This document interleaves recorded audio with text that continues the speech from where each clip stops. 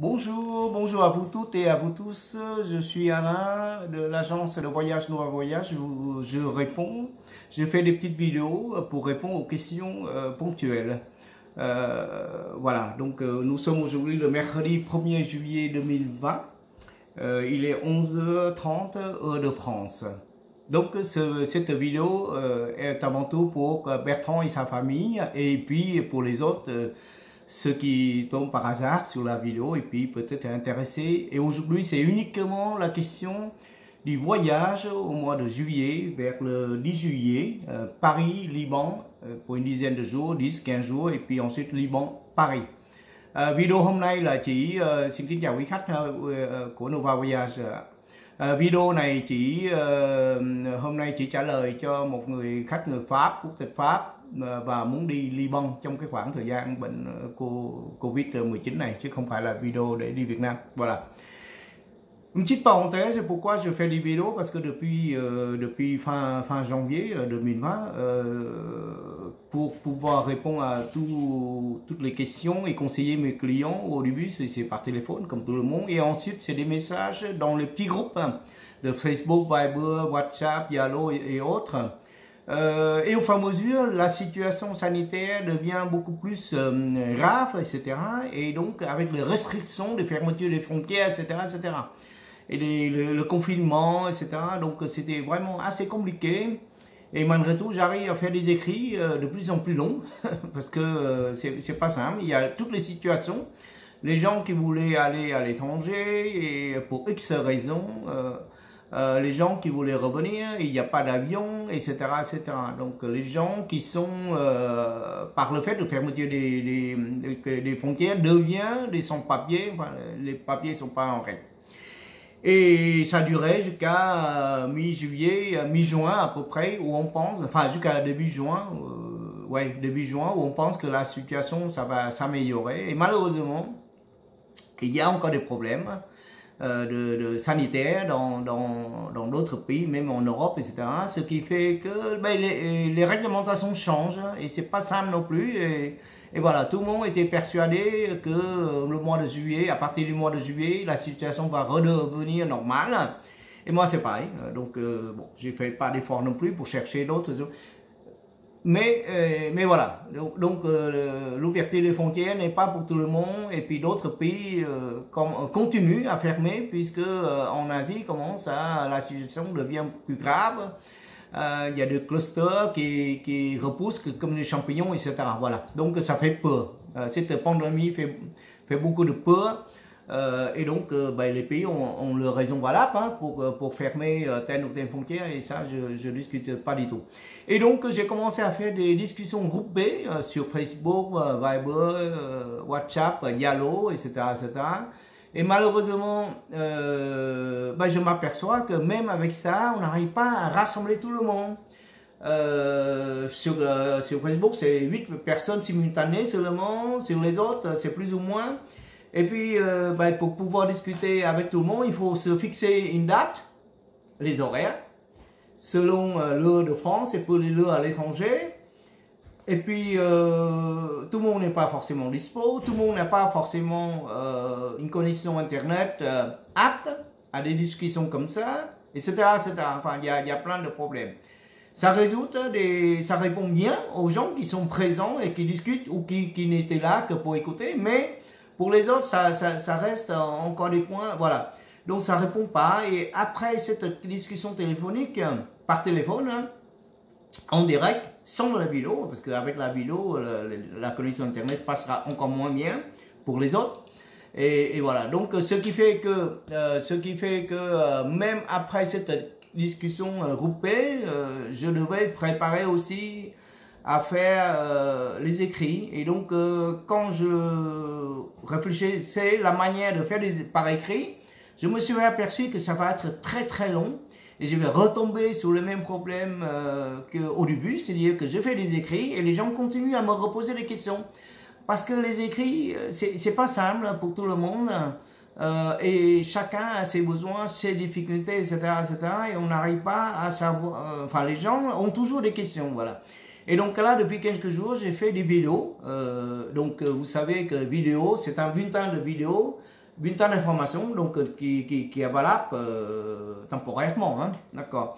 Et heureusement, en envoyant ces vidéos-là au groupe de gens, les gens sont assez contents, sont très contents. Les gens qui ont pu regarder, ça va, ça répond à leurs questions. Les gens qui n'ont pas pu regarder tout de suite et découvrent la vidéo 1 ou 2 jours après, ils sont contents également. Il y en a très peu beaucoup sont contents, ils m'ont réécrit parce que j'ai demandé s'ils sont contents qu'ils m'écrivent, qu'ils me fassent savoir, etc. etc. Les gens qui posent d'autres questions sur au moins 50 personnes, je pense avoir à peu près 70 personnes là. Les gens qui me reposent à la question, c'était pour vérifier d'autres possibilités, donc il y a 1 ou 2 personnes. Donc vraiment le taux de réussite, enfin je pense que c'est une espèce de réussite avec la vidéo, c'est vraiment très très bien. Donc voilà, c'est la petite parenthèse. C'est pourquoi que je continue à faire des vidéos, parce qu'en ce moment c'est pas simple de répondre oui ou non. Bertrand dit c'est oui ou non, mais je peux pas répondre oui ou non sans donner de raison. Hein, et les raisons, c'est basé sur, sur les différentes sources fiables. Voilà. Donc, je rappelle que Bertrand a appelé l'ambassade de Liban à Paris. On lui a dit que c'est possible à partir du 1er juillet avec le test PCR avant d'y arriver, test dans le narine, hein, dans le nez, et puis 3 jours avant, et ensuite arriver sur place, il faut quand même que les passagers payent 100 €, etc. Ensuite, il y a la question du visa, peut-être, on lui a dit ça. Moi, j'ai dit, ok, il n'y a pas de souci, je ne mets pas en doute les paroles, mais je travaille toujours par écrit. Donc, j'ai cherché les écrits concernant comment l'arrivée au Liban sur le site de l'ambassade du Liban à Paris, j'ai pas trouvé. Peut-être à cet instant-là, peut-être il y en aura, mais pour le moment, j'ai pas trouvé ce matin. J'ai trouvé une petite information de l'ambassade de France au Liban, disons qu'à partir du 1er juillet, c'est OK. Et puis, je suis tombé par hasard sur le site de l'ambassade de la Belgique au Liban, et il me parlait un peu plus tous ces tests-là. Mais là, c'est pareil, j'ai pas trouvé d'informations fiables entre la France et le Liban, voilà. Donc, et puis il y a ce bulletin depuis hier soir, que l'Europe va s'ouvrir aux 15 pays. Voilà, l'Europe va s'ouvrir aux 15 pays, ça veut dire quoi? Ça veut dire que les gens, les citoyens des 15 pays étrangers, hein, étrangers à l'Europe, hein, les 15 pays étrangers à l'Europe peuvent venir en France, voilà, avec des restrictions sanitaires, bon, voilà. Par contre, dans la liste des 15 pays ouverts, il n'y a pas le Liban. Donc, on est confronté à une situation assez bizarre. D'après l'ambassade du Liban à Paris, les citoyens français sont autorisés à aller au Liban avec le test PCR 2 fois. Donc, avant d'arriver, après arriver, payant 100 € et peut-être le visa. Ça, c'est par téléphone, c'est verbal. C'est pas du tout écrit, hein.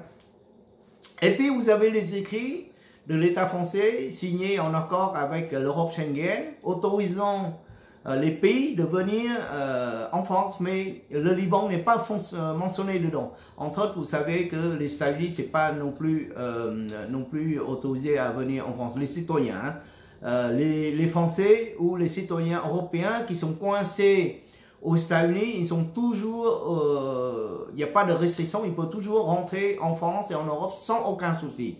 Le souci, ce sont les avions, voilà. Donc, c'est pour les citoyens étrangers. Et dedans, il n'y a pas le Liban. Comment je fais? La France n'autorise pas les Libanais de venir en France. Le Liban autorise les Français à aller au Liban. Comment je fais? Comment je peux répondre? Donc, il n'y a pas de réponse oui ou non à ça. Et par contre, moi, j'applique le principe de la réciprocité. C'est-à-dire que tu m'interdis, tu ne veux pas que mes citoyens aillent chez toi, eh bien je fais la même chose, j'interdis. Donc là, j'en déduis que si la France et l'Europe interdisent aux citoyens du Liban de venir en France et en Europe, c'est pour X raisons. Et dedans, il y a forcément peut-être la question de sanitaire. Et puis il y a peut-être d'autres questions encore hein, que j'ignore. Hein. Je travaille par écrit. Par contre, les Liban autorisent. Ça veut dire que s'il y a des avions qui voyagent entre les deux pays, les vols directs, eh ben, dans un avion, il y a pratiquement peu de passagers, c'est entre le Liban et la France, puisque c'est interdit. Hein. Et ensuite, dans l'autre sens, il y a peut-être les Français qui veulent y aller, ou alors les Libanais habitant en France qui veulent retourner au Liban. Voilà. Donc, c'est une situation qui est assez bizarre, que je déconseille. Donc, maintenant, ma réponse, elle est ferme. Je déconseille fortement à Bertrand et sa famille de faire ce voyage, aller-retour Paris, Beyrouth, Liban, et puis de revenir. Pourquoi? Bah, déjà, la situation administrative, elle est bizarre.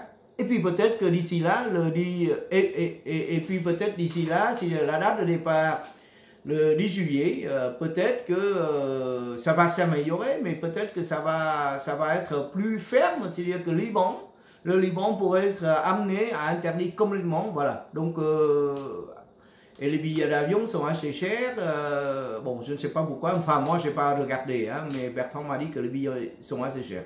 C'est une situation délicate qui ne dépend que la pandémie, que le virus Covid-19. C'est ce que j'ai remarqué, que les pays réagissent en fonction de la pandémie.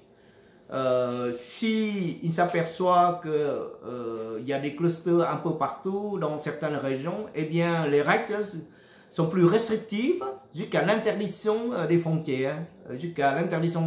Donc là où il y a l'interdiction des frontières, ben forcément il n'y a pas d'avion.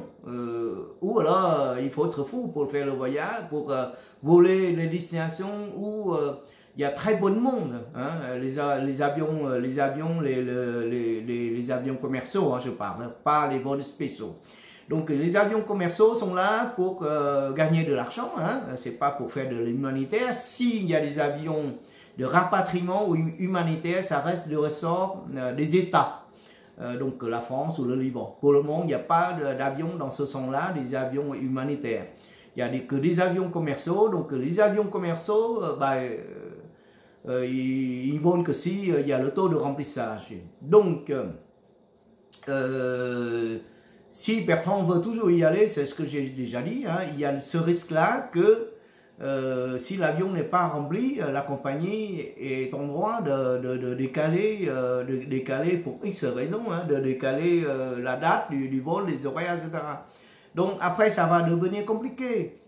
Parce que si jamais il y va pour 10 jours et que l'avion décale de quelques jours, déjà ça fait la perte de comment il décale gratuitement l'avion de quelques jours, ça veut dire que son séjour initialement prévu de 10 jours va être raccourci de quelques jours. Et puis si jamais le retour n'est pas décalé par la compagnie, voilà, donc ça fait moins de séjours initialement prévus pour Bertrand. Et si jamais il doit décaler le vol du retour, ça risque de lui coûter cher parce que voilà, c'est pas. Et donc c'est pas simple. Donc je réponds que pour le moment je déconseille fortement à Bertrand d'y aller pour toutes ces raisons-là. Hein. Je résume que la France n'autorise pas les Libanais à venir en France. La France n'interdit pas les citoyens français résidant au Liban de revenir en France. Hein. C'est pas du tout interdit. Voilà. Donc, sauf si ce sont les citoyens ayant à la fois la nationalité française et la nationalité libanaise, et dans ce cas-là, la situation est beaucoup moins délicate. Mais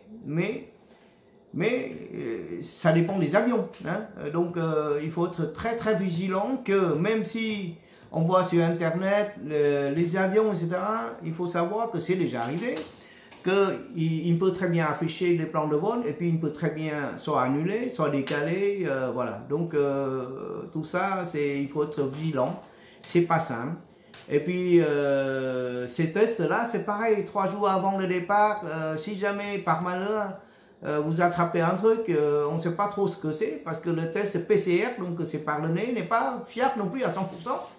Ou bien arriver sur place, vous attrapez un truc pendant l'avion et puis on teste et on vous trouve. Alors déjà c'est payant, hein, 100 €. Bon, c'est pas un problème pour Bertrand, mais il faut le prévoir dans le budget. Et si jamais on teste, on vous trouve un truc, on n'en sait rien, puisque tous les tests sont pas fiables à 100%. Hein, d'accord?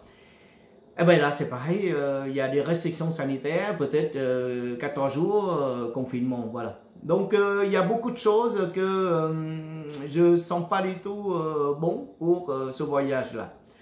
Même si bon voilà, donc là je réponds fermement à la question de Bertrand et éventuellement pour les autres. Là je vais sur un autre sujet, sur une autre supposition, hein, donc c'est pas du tout le cas actuel. Supposons que la France ouvre les frontières pour les Libanais et donc dans l'autre sens c'est pareil. Il y a cette réciprocité qui est appliquée, hein. Donc je ne sais, mais peut-être pas pour les tests de PCR, les tests sanitaires, mais je les conseille quand même. Parce que il se peut, bon là ça fait que 10 jours de voyage, il se peut, entre le moment, aujourd'hui nous sommes 1er juillet, le moment de départ, donc supposons c'est dans 10 jours, il se peut qu'il y ait des choses qui aggravent encore. Si ça diminue c'est bien, mais si ça aggrave, voilà, donc c'est vraiment embêtant pour les voyageurs. Et puis arriver sur place, c'est pareil, les pays peuvent très bien décider en 24 heures, 48 heures. On a vu hein, des pays qui décident en 24 heures la fermeture des frontières, etc. etc. Voilà. Donc, sauf vraiment si c'est des voyages nécessaires, importants, oui. Mais encore faut-il que toutes les frontières soient ouvertes, que toutes les conditions soient ouvertes et surtout que ce soit écrit sur les sites officiels, les ambassades, etc. etc. Sinon pas écrit, verbal, etc. Même si c'est une personne de l'ambassade, moi c'est pas comme ça que je travaille. Le verbal, c'est pas écrit, ça reste pas. Et puis quand c'est écrit, oui, là on peut faire confiance puisque ce sont les sites officiels. Donc c'est ce que j'ai dit également. Je critique pas les pays, mais j'ai dit également à Bertrand que même si la personne à l'ambassade qui lui a dit ça, je ne mets pas en doute la parole de la personne, mais si c'est pas écrit, moi je crois pas, d'accord? Bon, je crois que tout c'est écrit. Il y a suffisamment de problèmes comme ça qu'aujourd'hui il faut faire très attention parce que le problème c'est que c'est imprévisible. On découvre au fur et à mesure tout ça, toutes ces mauvaises nouvelles, et puis les pays peuvent réagir très très vite. Donc il faut faire attention à tout ça. Voilà Bertrand, j'espère d'avoir répondu à toutes tes questions et j'espère que tu peux quand même transférer cette vidéo à ta famille, à tes proches, ceux qui veulent faire ce voyage. Et entre moi et Bertrand, je sais bien que ce voyage est très important et voilà, je sais que c'est très important pour lui, sentimentalement, voilà. Et puis, merci à vous toutes et à vous tous. Au prochain bulletin d'information de voyage, voilà. Si vous aimez pas, si vous aimez, ben, faites-moi savoir, hein, parce que c'est la première fois que je fais ce genre de choses. Et j'essaye de continuer parce que il y a beaucoup de gens qui sont contents et les questions que les gens me posent après les différents vidéos, il y a pratiquement très peu. Donc je pense que ça répond aux questions des gens, donc c'est ça le plus important pour moi. Merci et bonne journée. Donc c'était le bulletin d'information de Alain de l'agence de voyage Nova Voyage, le 1er juillet 2020, mercredi. Il est 11h50, j'ai parlé déjà 20 minutes, un peu long, mais merci, au revoir.